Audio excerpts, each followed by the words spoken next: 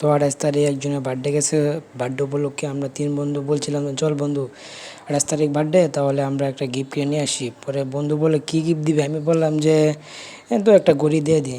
দেন আমরা যাইলাম ঘড়ির দোকানে, দেন অনেক ঘড়ি দেখলাম, ঘড়ি দেখার পরে পছন্দ হইতেছে না। বন্ধু বললো দেখ কী ঘড়ি নেওয়া যায়, আমি যে কালার মধ্যে নিয়ে এলো।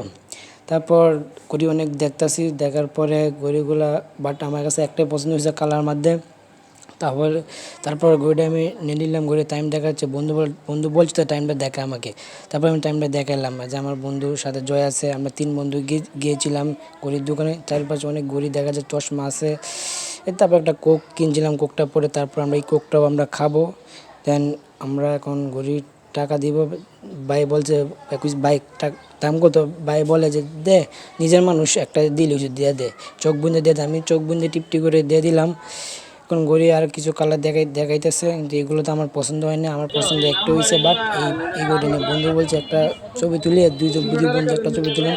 আমার বন্ধু সজীব বন্ধু হাসি মারছে, এখন আমার বন্ধু জয় আসছে, জয় একটা হাসি মারছে, ওকে ঠিক আছে।